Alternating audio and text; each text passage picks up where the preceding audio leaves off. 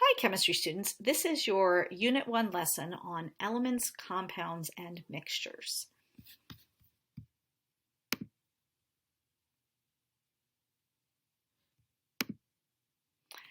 Okay, so elements, compounds, and mixtures.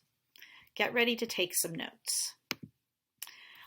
We've talked a little bit about Cornell notes. I'll just remind you of the format, and I'm going to be cueing you about what the title, the key words are, and then after this video, you'll be writing a summary. All right, so the title that you should put at the top along with the date is the title Elements, Mixtures, and Compounds. And your first keyword or definition is the word matter. Matter has mass and occupies space. Matter is classified by its chemical and physical properties. So physical properties, which again would be a key word, can be observed or measured without changing the substance's composition. So a few examples of these would be things like color and melting point. So for example, I can observe the color of a piece of paper, it's blue paper, without changing the fact that it's blue paper. I can also observe the melting point of a substance like water, like ice, and watch ice, a cube of ice, melt into water, but yet both the solid and the liquid are H2O.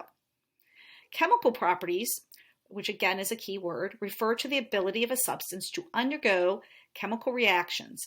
And so to observe them, you have to actually change the substance. So let's go back to the blue paper.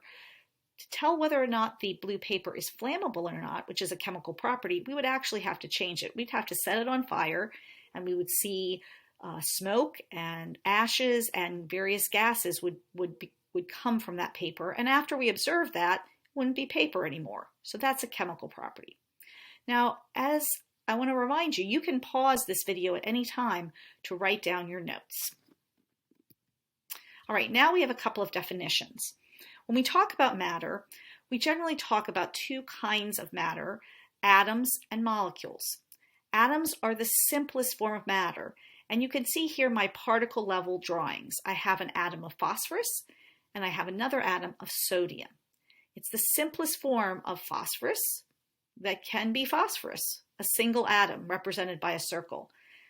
Simplest form of sodium is an atom of sodium, represented again by one circle, representing the atom of sodium. A molecule, on the other hand, you can think of as the plural. It's a group of atoms chemically bonded together. So you're probably all familiar with the molecule from other courses of H2O. And you can see the difference here. H2O has one oxygen and two hydrogen atoms, and they're touching in this particle drawing. They're actually chemically bonded. The smallest piece of water that is actually water is a single molecule of water, which is this group of atoms that are chemically bonded in this set ratio. Okay, we got another definition. Okay, now we know they're atoms, and the plural of atom is molecules, but they're also types of matter. And one of the types of matter is the element. An element is a pure substance consisting of only one type of atom, and there are 118 elements found on the periodic table. This is the periodic table. It's arranged by, essentially, this is the alphabet of chemistry.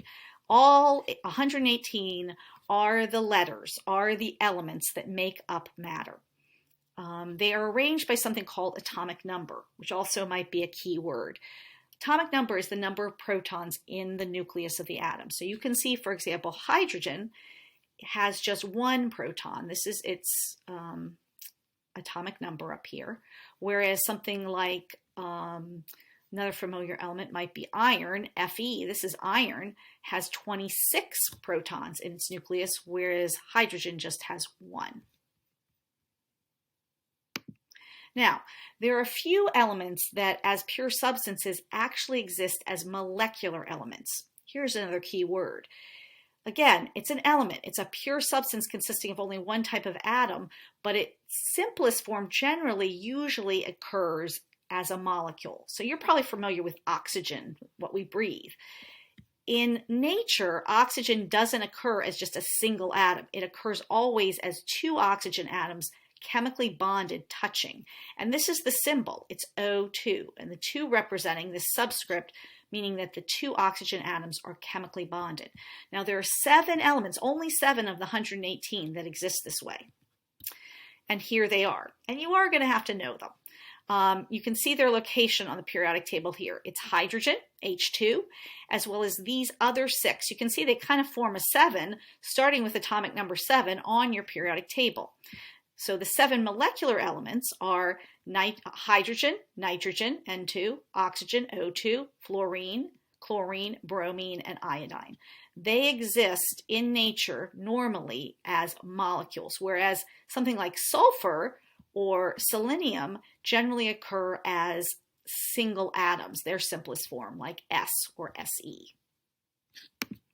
All right, now a few of the characteristics of some elements. Sodium, for example, Na, is an atomic element. It exists just as an atom in its simplest form, and it's an explosive metal.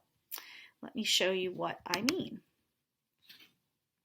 Here is a video of sodium exploding.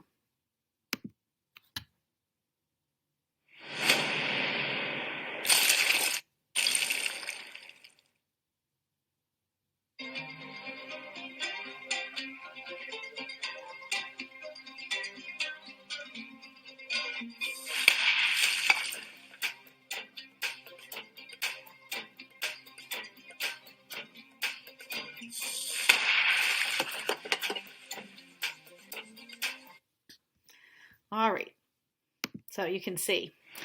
Oops, and go on to the next slide. All right, chlorine, on the other hand, is a molecular element. See it's Cl2, that's a lowercase l, Cl2. It occurs naturally as a poisonous green gas. Now, elements are represented by symbols, and again, that could be a key word. The symbol, if you'll notice on the periodic table, has the first letter always capitalized. And so, for example, helium has the symbol He. It has to have a second letter, which is not capitalized, to distinguish it from hydrogen. Remember, that already has the symbol H.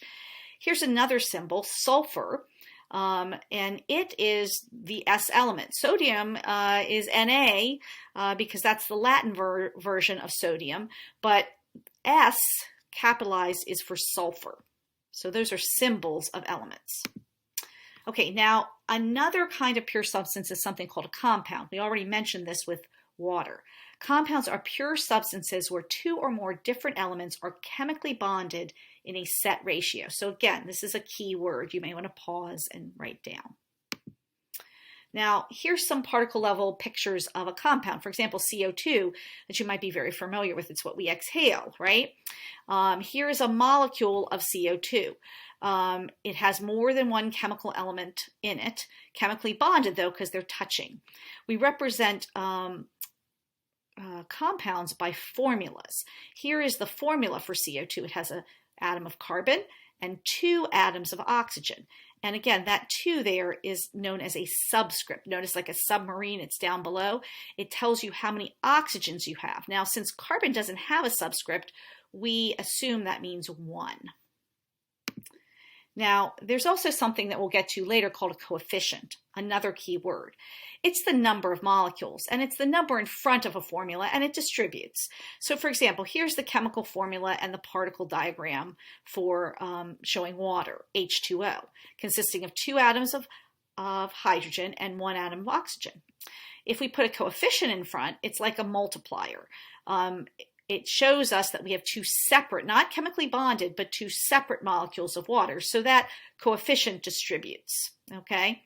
Now, something like hydrogen peroxide, H2O2, doesn't have a coefficient. And you'll notice how its molecule of 2 hydrogens and 2 oxygens looks different from 2 water molecules or 1 water molecule. All right, so what you should know is when elements are chemically bonded in compounds, they lose their properties. They have different properties than the compounds, than the elements that make them up. For example, we just looked at sodium metal, which is an exploding metal, and chlorine gas, which is a poisonous green gas. And what do we get when we chemically bond those together in a compound? Well, we get sodium chloride, table salt, what we put on our food. Final definition, mixture. Here's the definition and keyword: a substance that contains different types of particles. Unlike a compound, a mixture can be in different proportions. Mixtures are not pure substances. Let me show you what I mean. So here's some particle level drawings that would represent a mixture. It's got 3 different kinds of things in it. It has elements represented by the squares, monatomic elements. It has molecular elements represented by these molecules with 2 of the same element chemically bonded, and it has a compound. So if you had a mixture like this, and this could be something in the air, like a mixture of air where we had oxygen, maybe carbon monoxide and some argon, all mixed together. It's not a pure substance. When we reach in, we could pick out any one of these things. With a pure substance, you'd only be able to pick out the atom or the molecule. So here's some examples of mixtures. For example, this is called a homogeneous mixture. Kool-Aid, we can't see the parts, but we know it's made of sugar molecules in Kool-Aid and water. This would be a heterogeneous mixture. Our breakfast cereal, milk and fruit and cereal. What would you think this would be? This again would be a heterogeneous mixture, our trail mix. Every time you reach into this, you're going to get a different particle, but we can see the parts. In Kool-Aid, we know there is sugar molecules and water molecules. They're not chemically bonded, but we can't see the part. How about this? How about this chlorinated water? That would be homogeneous as well. We know there's chlorine dissolved in there to purify the chlorine water. We also know there's water, but we cannot see the different parts. So they're not pure substances. They have different parts that are different.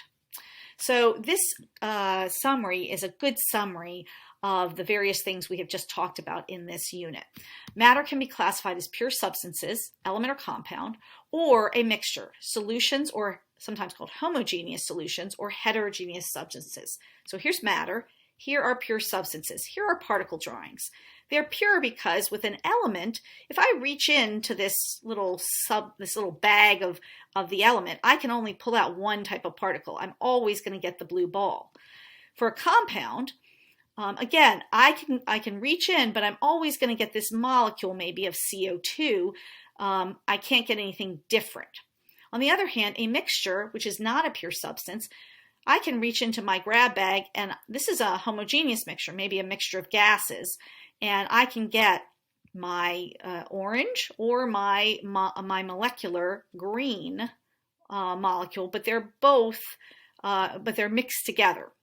My heterogeneous, this would be something like sandy water. I can see the parts, and they are separate. So that's a good summary of this particular classification system that you're going to need to be familiar with. One other thing I'll point out is, again, this is an atom and this is a molecule. This is an atom and this is a molecule. This is a molecule and looks like this is also a molecule. So make sure you understand those terms as well. And I'll see you in our next lesson.